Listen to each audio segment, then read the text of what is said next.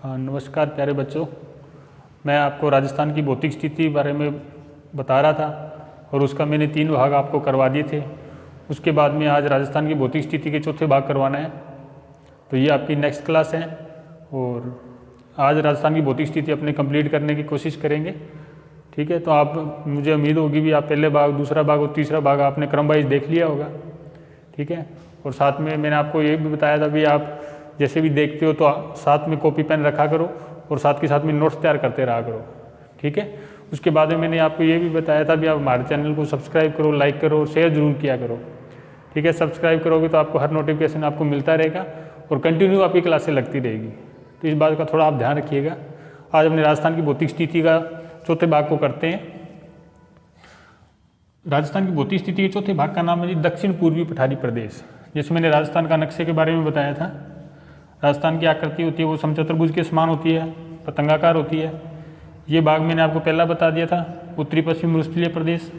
दूसरा भाग बता दिया था मध्यवर्ती अरावली प्रदेश। तीसरा भाग मैंने अपने बता दिया था पूर्वी मैदानी क्षेत्र और चौथा भाग अपने ये करेंगे। ठीक है, ये जो राजस्थान की भौतिक स्थिति का जो चौथा भाग है उसका नाम जी दक्षिण पूर्वी पठारी प्रदेश। ये उसी प्रकार है जैसे मैंने पहले बताया था, दिशा के अकॉर्डिंग इसका नाम पड़ा हुआ है, उत्तर, दक्षिण, पूर्व, पश्चिम। ठीक है, अब जैसे अपने को ये भाग करना है तो इसका नाम जी दक्षिण दिशा आ जाएगी और पूर्व दिशा आ जाएगी। अब इस दिशा के अकॉर्डिंग दक्षिण पूर्वी पठारी प्रदेश। और पठार मैंने आपको बताया था भी जो पत्थर का एक बहुत बड़ा जो रूप होता है उसको पठार बोलते हैं।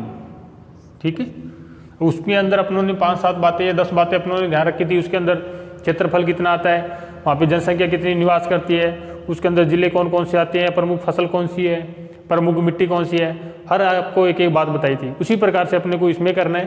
तो इसका अगर आपसे जी क्षेत्रफल पूछ ले, दक्षिण पूर्वी पठारी प्रदेश का अगर क्षेत्रफल आता है तो आप बता देना राजस्थान के 7% क्षेत्रफल में ये फैला हुआ है। क्योंकि कोई भी चीज़ होती है, मैंने उसी प्रकार बताया था, ये राजस्थान ने ये अपने आप के अंदर 100% है। ठीक है, उसमें से जी इसमें 100% ये बता दिया था, ये बता दिया था, ये बता दिया था। अगर आपसे अब ये पूछ लिया जाता है कि दक्षिण पूर्वी पठारी प्रदेश कितना है तो आप बता देना 7%। अगर आपको प्रॉपर भी पूछ लिया जाता है तो 6.89% पर ये फैला हुआ है। ठीक है, 6.89% भूभाग पर ये फैला हुआ है। ठीक है, उसके बाद में जो दक्षिणी पूर्वी पठारी प्रदेश की जो यहाँ पे जनसंख्या आती है, जनसंख्या जी ये राजस्थान के 11% क्षेत्रफल में फैली हुई है। ठीक है, 11% यहाँ पे जनसंख्या निवास करती है। अगर क्षेत्रफल पूछ लिया जाता है तो यहाँ पे 7% क्षेत्र में फैला हुआ है। ठीक है, इसका मतलब ये होगा जो यहाँ का क्षेत्रफल है वो छोटा है और जनसंख्या यहाँ पे ज़्यादा है, तो इसका मतलब ये है ये भीड़ भाड़ वाला एरिया ज़्यादा है। ठीक है, उसके बाद में जी अगर इसके अंदर सबसे इंपॉर्टेंट है दक्षिण पूर्वी पठारी प्रदेश के अंदर जिले मैंने आपको बताया था जब अपने राजस्थान की भौतिक स्थिति करते हैं, भौतिक स्थिति के अंदर जो सबसे इंपॉर्टेंट पार्ट है वो जिलों का ही है। क्योंकि जब तक आपको ये नहीं पता लगेगा कि कौन सा जिला कहाँ पे है तो फिर ये भाग आपके कंप्लीट नहीं होंगे। ठीक है, तो इसके बारे में आपको ये पक्का ध्यान रखना है कि हर भाग के अंदर जिला कौन कौन सा आता है। ठीक है, जैसे जितना जिला आएगा उतने अपना भूभाग का या अपना धरातल का जो पार्ट होगा या धरातल का जो कॉन्सेप्ट होगा वो बिल्कुल क्लियर हो जाएगा। ठीक है, उसके बाद में अगर आपसे जिले पूछ लिया जाता है तो दक्षिण पूर्वी पठारी प्रदेश के अंदर 7 जिलों को शामिल किया गया है जी। ठीक है, 7 जिलों के अंदर जी आपका एक तो ये पूरा कोना आ जाएगा दक्षिण पूर्वी पठारी प्रदेश।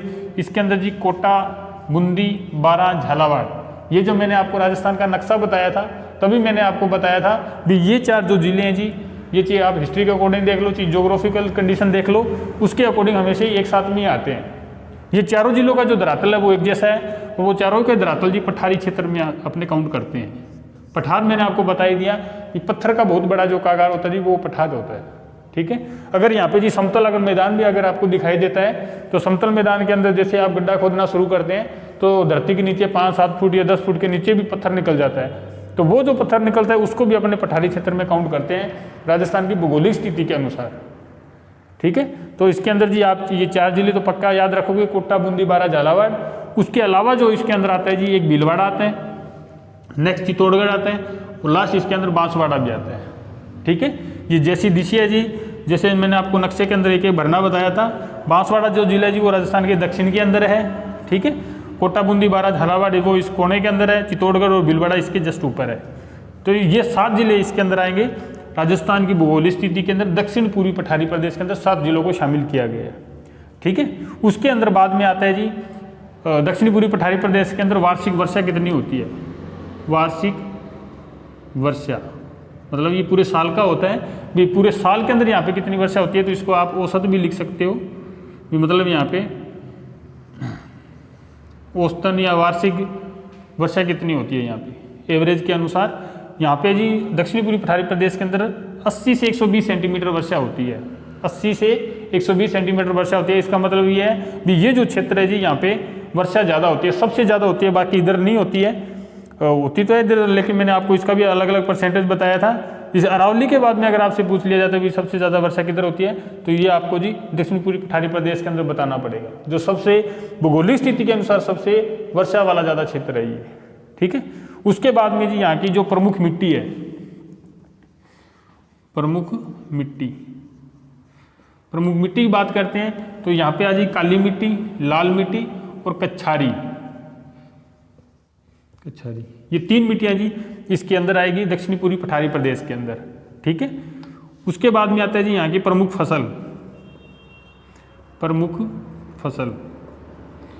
फसल की बात करते हैं तो यहाँ पे सारे के सारे मसाले आ जाते हैं जी, ठीक है। यहाँ पे वो फसल मैंने यहाँ पे इस दक्षिणी पूर्वी पठारी प्रदेश के अंदर नहीं आएगी जो उसमें बताई थी, हाँ वो उधर वर्षा होती है, जो चना बाजरा वगैरह होता है, लेकिन यहाँ की अगर प्रमुख फसल पूछ लिया जाता है तो फिर इसके अंदर सारे के सारे मसाले आ जाएंगे जी, ठीक है।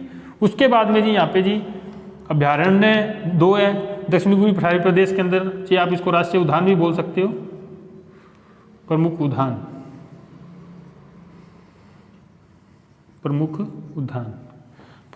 के अंदर जी आपको 2 नाम ध्यान रखने हैं, एक तो दर्रा राष्ट्रीय उद्यान है जी, ठीक है।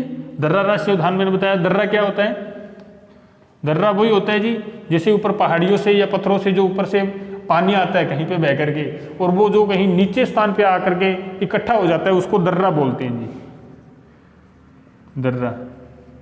दर्रा राष्ट्रीय उद्यान है एक यहाँ पे, और दूसरा है जी यहाँ पे चंबल घड़ियाल अभ्यारण्य। ये 2 जी यहाँ पे अभ्यारण्य है, 2 उद्यान आप इसको बोल सकते हो। ये जी आपके दक्षिणी पूर्वी पठारी प्रदेश के अंदर 2 प्रमुख रूप से है, इंपॉर्टेंट भी है, आप इसको अच्छे से याद रख लेना, ठीक है। नेक्स्ट आती है जी यहाँ की प्रमुख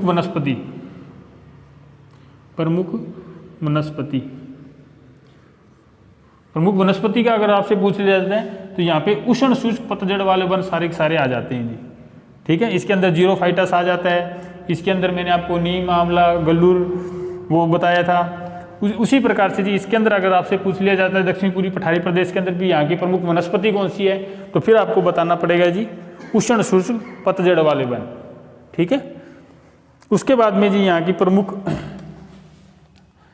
यहाँ पे 2 पर्वत भी है, ठीक है। एक प्रमुख पर्वत भी आएगा, प्रमुख पठारी पर्वत, ये आ जाएगा जी आपका विंध्याचल पर्वत, ठीक है।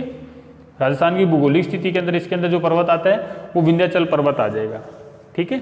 उसके अलावा जी मैंने आपको बताया है कि जो अपने राजस्थान की भूगोलिक स्थिति करते हैं तो सबसे पहले जी अपने को नक्शा बनाना चाहिए, नक्शे के अलावा जी अपने को एक जिला पता होना चाहिए। उसी प्रकार से जी मैंने आपको बताया है अलग अलग भागों के अंदर, मध्य के अंदर इतने जिले आते हैं, उसमें 13 बताए थे, पहले भाग के अंदर मैंने आपको 12 जिले बताए थे, दूसरे भाग के अंदर मैंने 7 बताए थे, इसके अंदर भी 7 बता रहा हूँ, ठीक है। तो इसी प्रकार से क्या है जी अपने राजस्थान की भूगोलिक स्थिति कंप्लीट हो जाएगी।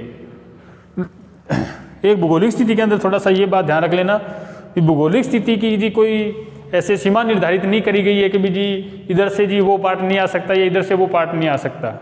जैसे कोई 4 दीवारी होती है, 4 दीवारी के अंदर ये ऐसे जो हमारे राजस्थान का जो नक्शा है वो समचतुर्भुज के समान और पतंगाकार है जी, ठीक है। वो समचतुर्भुज समान पतंगाकार है, वो थोड़ा बहुत टेढ़ा मेढ़ा भी हो सकता है। अब इसके अंदर ये नहीं है कि जो जिला मैंने जी आपको इधर करवा दिया तो वो इधर नहीं आ सकता, ये जो जिला मैंने इधर करवाया तो वो इधर नहीं आ सकता, ऐसा कुछ नहीं है। अब जैसे जी मैंने आपको ये क्षेत्र करवाया था पूर्वी मैदानी क्षेत्र, तो इसके अंदर मैंने आपको बांसवाड़ा भी लिखवाया होगा, उसी प्रकार से जी मैं बांसवाड़ा इसमें भी लिखवा रहा हूँ। तो आप कहीं सोचोगे कि ये दोनों में के अंदर आपने कैसे एक ही जिला लिखा दिया, तो ये मैंने आपको इसीलिए लिखाया क्योंकि मैं आपको राजस्थान की भौतिक स्थिति करा रहा हूँ। भौतिक स्थिति का मतलब जी मैं आपको भूतल का बता रहा हूँ, भूतल का मतलब आपको मैं धरातल के बारे में उसका नॉलेज दे रहा हूँ, धरातल के बारे में आप उसको मैं बता रहा हूँ। तो जो बांसवाड़ा का जो क्षेत्र है जी वो पूर्वी मैदानी क्षेत्र से भी मिलता जुलता है, तो मैंने आपको इसमें लिखवाना पड़ गया, ठीक है। और इधर जी मैंने आपको इसलिए लिखवाया है क्योंकि जी अपने तो ये भाग ही कर रहे हैं पूर्वी दक्षिणी पूर्वी पठारी प्रदेश, तो दक्षिणी की बात आ जाएगी तो अपने को बांसवाड़ा तो लिखना ही पड़ेगा, ठीक है। तो इसी के अकॉर्डिंग जी ये 8, 10, 15 बातें हैं दक्षिणी पूर्वी पठारी प्रदेश की, आप याद रख लेना, ठीक है।